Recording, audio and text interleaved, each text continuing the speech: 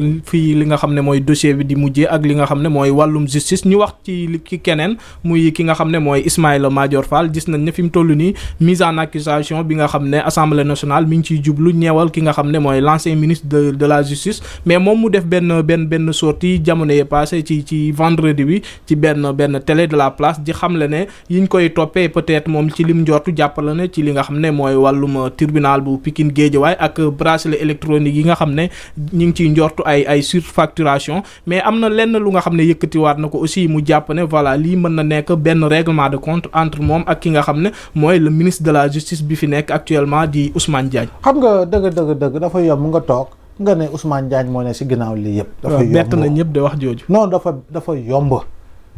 Omar xam nga lu am. waaw Ismaïla moo dóor Madior Fall weddi. Ismaïla moo dóor Madior Fall weddi. loolu faaw nga faram fàcceel moo ko. voilà loolu kese la du leneen Ismaïla moo dóor Madior Fall weddi kon boog pour dire que Ismaïla Madior Fall. li am lépp si coow li moo si dugal boppam. kenn dugalu ko ci. liñ ko laajul lépp moom moo ko waxal boppam. kenn waxulu ko. bañ koy convoqué ba ñuy wax ay turam haute cour de justice. ba tey dugguñu dans le fond du dossier moom moo njort ay mbir yooyu newuñu ko lii ak lii la waaye moom moo si dugg kon boog Madior moo dóor Ismaïla moo dóor Madior Fall bëgg ko weddi loolu kese la kon boog boo ñëwee yow nga ne mbir mi lu muy am yépp nga jiñ ko ab nit muy ministre de la justice quel que soit par yéen ñaar antécédents yu ngeen mën a am tout le monde a toujours salué la probité morale du ministre Ousmane Diagne ba muy nekk magistrat. C'est la première fois moom ma dégg ay accusations jëmale ci le ministre de la justice. voilà mi ngi noonu donc ñëpp gëm ni dafa mës a doxal yoon ba muy nekk magistrat ba muy nekk procureur général près la cour suprême. gis nga dossier yi ñu fi yëkkati woon position ferme yi nga xam ne amoon na ko si. donc je pense que Ismaïla Madior li mu wax naan homme d'état la. dafa am droit de réserve moom amatul droit de réserve parce que wax na mbir yoo xam ne homme d'état du ko def. homme d'état du ko wax. bu demee ba naan Ibrahima Ndoye bi ay patron wam ñoo ma doon wax ni c'est un partisan du mandat de dépôt c'est gravissime yaa ngi jaxase. yaa ngi andi téesante. boo bëggee boo demee ba naan man su ma waxee justice bi tasaaroo. mais foofu noonu da ngay menacer. looy junj wax ko. ak dossiers yi nga xam ne ñu ngi koy jox. waaw dossiers yi ñu ko koy jox ay anciens étudiants ñoo xam ne ñoo koy wax fu dossier bi toll. mais c'est très grave comme propos émanant d'un ancien ministre de la justice garde des Sceaux. C'est très grave comme propos. ñu bëgg ñu bañ ko nga ànd ceeg moom nga bañ a ànd ak moom. je pense que il devait savoir raison garder. très sincèrement malheureusement dernière sortie yu muy def yëpp day déraper. non day déraper parce que tamit jàngat ko.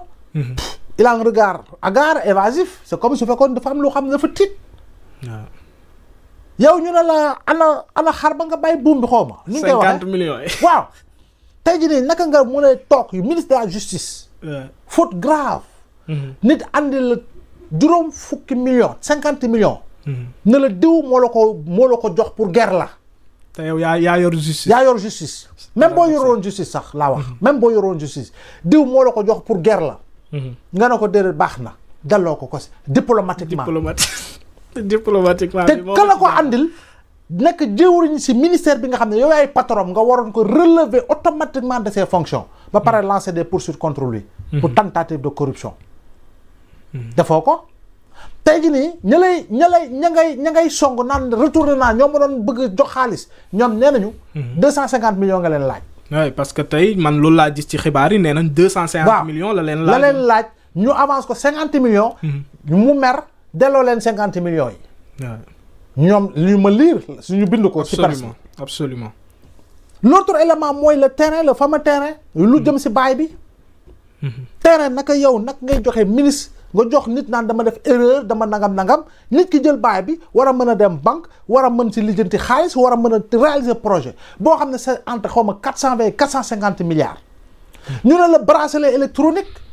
pour 6 milliards nga ne 1000 bracelets électroniques pour 6 milliards yow xoola bracelet yii. waaw bracelet yii sax jamono yi ñoom kii Tex Willer ak Kit Carson. jamono ñooy Lucky Luke ak ñoom Joe Dalton bracelet yooyu amul woon. cher na trop non juste pour dire 6 milliards pour 1000 bracelets. mieux encore nga ne centre de surveillance électronique bi demoon nga bay fay 50 millions et plus au bailleur. C'est problématique. dama ne notre confrère Aïdara de Confidentiel Afrique waxuma la nag damay Confidentiel Afrique laa bokkul ak Afrique confidentielle journal panafricain très sérieux avec une rédaction sérieuse et des journalistes très expérimentés def nañu si grande enquête lii mooy Ellipse Gate dossier bi mooy Ellipse Gate kon boog dañ ko war a topp ba mu jeex yow waxaguñu xuuxaa nga ne Aïssata Tall Sall dina témoigner dugal na ko de waaw Aïssata Tall Sall dina témoigner si lan c'est comme pour dire non bu jot amee bu mbir xewee soo ñëwul témoigner dinaa déballer parce que il a menacé de déballer. il a menacé de déballer. gars yi duñ daanu ñoom kese de. non déggoo il a menacé de déballer. mais je dis encore une fois cet éminent professeur ak jaar-jaaram. nekk conseiller président de la République pour les affaires juridiques. nga nekk fi ministre des affaires étrangères xoolal statut boobu. ministère de souveraineté nga yor yow. yow li nga yor yëpp c'est des ministères de souveraineté ministère de la justice garde des sceaux ministre des affaires étrangères du Sénégal nga nekk seetu Sénégal sur le plan international nga war a mën a toog laa la wax ci télé wax li nga wax lépp te kenn laaju la ko daanaka donc fu mu toll ni xam nga tubaab xam nga policier bu lay arrêté ngay kebetu dalal lu mu lay wax danaan vous pouvez garder le silence. Tout ce que vous direz pourra être retenu contre vous. Beaucoup de choses seront retenues contre lui à travers cette sortie-là. mais man sortie yi nga xam ne waa Benno Bokk Yaakaar ñu ngi koy def est-ce que jotul ñu dem suñu jàkkaarloog ak justice le procureur ñu def ko mais malheureusement kuñ ci tudd ci dossier rek da ngay dem jàkkaarloog télé yi. di def porte presse. le tribunal populaire. le tribunal populaire mënu laa juger. du le tribunal populaire mooy rendre verdict. du le tribunal populaire moo lay innocenté. Absolument. ka lay jugé mooy ñi am xam-xam googu am nombal tànk googu ñu leen duppee ay magistrat de siège ay juge ñooñu ñoo la mën a setal ñoo la mën a setal si kaw yow nga setal sa bopp à partant des preuves yi nga xam ne da nga koy teg sur la table Seydina Omar loolu moo fi nekk mais tey bu dee ku ñu woo mu daw si télé yi victimisé wu yuuxu xaa mais lu bari seetlu ko si biir y a énormément d'erreurs de communication c'est le cas de Farba Ngom erreur yu bari la tegalante si li nga xam ne moo di sorteem yooyu parce que da ngay wax ba dugal sa bopp te yow rendre compte ni yow yaa ngi dugal sa bopp gars yi duñu yeew rek ne la yow dossier bi dañ la see ñor gars yi ils font des semaines et des mois d'enquête dañuy def ay semaines ak mois yu bari si wàllu enquête ba dajale doog a ñëw na la hé Fatou yow Doudou yow Ablaye yow Omar ñëwal wuy suñu booy ñëw nag yóbbul say preuve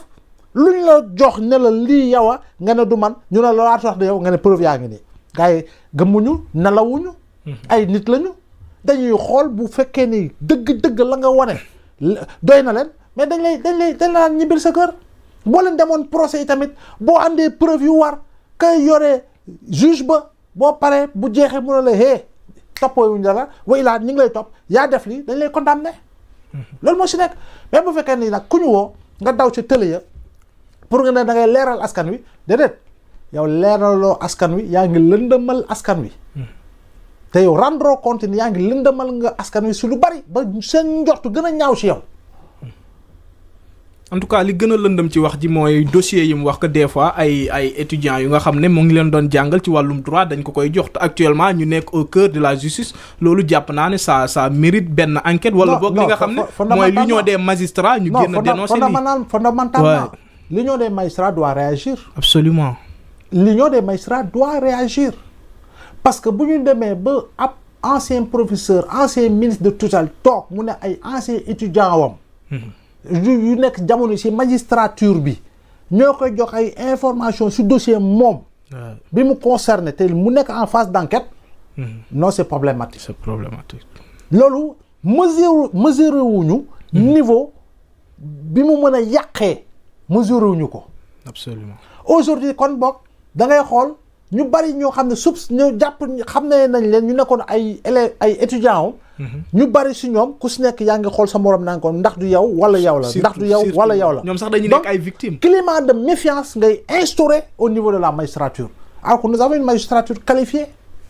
nous avons une magistrature expérimentée nous avons également des magistrats yàgg naa ko wax ça fait des années yoo xam ne Omar maak yow ñooñu ëpp imaan fop ñooñu gën a jub fop ñooñu gën a am vertu fop ñooñu gën a bëgg suñu réew bi fop encore une fois parce que la yàqu si métier boo dem am na lu yàqu xëy na sama métier bi xëy na est-ce que gënuma see yàqu qui sait tu vois foo dem am na lu yàqu du doon foo dem am na ku yàqu donc de ce point de vue là la baax nag moo ëpp fop la baax moo ëpp fop il faut ñu nangu loolu comme ni ñu koy waxee Sénégal saagakat yàqkat nangam ñoo fi gën a néew dañoo bari bruit rek dañoo bari bruit ba pare nag ñi bëgg bruit ni ñoom ñoo leen di gën a fësal waaye Sénégal la fiy wax lu baax la fiy def lu baax la fiy jëf lu baax la fiy dox lu baax la fiy jokko lu baax ñoo ëpp fop et je défie quiconque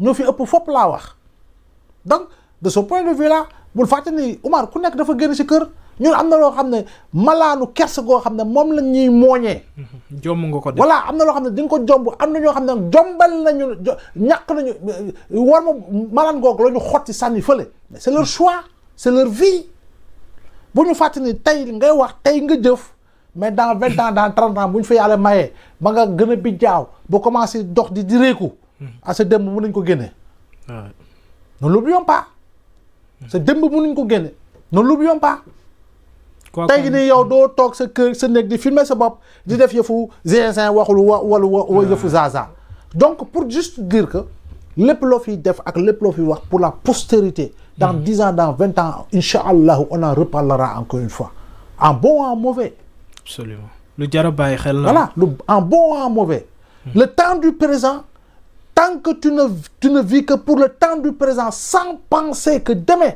day am mais tu seras toujours dans l'erreur parce que looy jëfee comme ne nit nag mënta jub xocc faw nga léeg-léeg nga weng faw léeg-léeg nga dëngal mun sa ñàkk c'est humain mais boo si dëkkee nag su boobaa nag tayeef mooy ñëw te loolu encore une fois da ngay mettre de côté da ngay mettre en arrière le sens élevé de la responsabilité te jeune bi toog saaga la wala man ma toog saaga jeune boobu wala saaga keneen mais écoute jeune boobu xëy na dafa nekk célibataire xamul luy njaboot bés bu amee soxna bés bu amee doom di dégg papa di dégg maman am na neneen nu muy comporté woo absolument mu mastamaan nag ki nga xam ne mag nañ jaar na dund na fépp dugg gis na lu ne ñu dénk ko kees mënu ko tungaañ sens de la responsabilité bi nga wax noonu dafa am solo parce que quoi qu'on puisse dire Ismaïla Madior Fall ñëpp xam nañ ne c'est un éminent professeur voilà ñim jàngal ak ñi ko jàngal ak ñëpp loolu dañ ko seede ci moom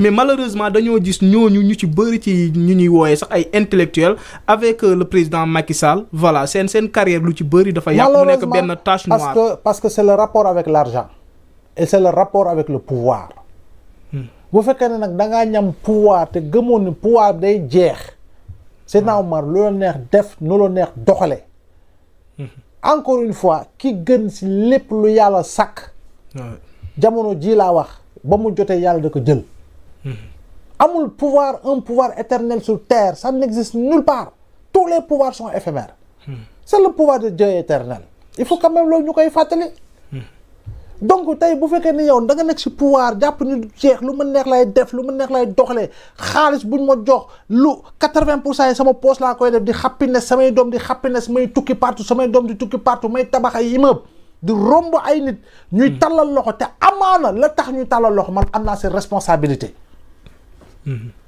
amaana laa wax que ma romb muy tallal loxo ma romb ko fërëx wala mu taxaw sama buntu ga mën a ko dégage amaana situation boobu muy dund man am naa part de responsabilité ndaxam maa def détournement d'objectif si alalu réew mi boo xam ne dañ ma ko joxoon ne ma tabaxeeku lii pour sénégalais bi ak sénégal bi gis si boppam on le fait pas donc je pense qu'aujourd'hui plus que jamais li nga posé comme débat c'est ça véritablement le débat essentiel très sincèrement loolu c'est ça en fait ce n'est pas le débat de personne ce ne sont pas les débats des attaques au bas de la ceinture, encore une fois.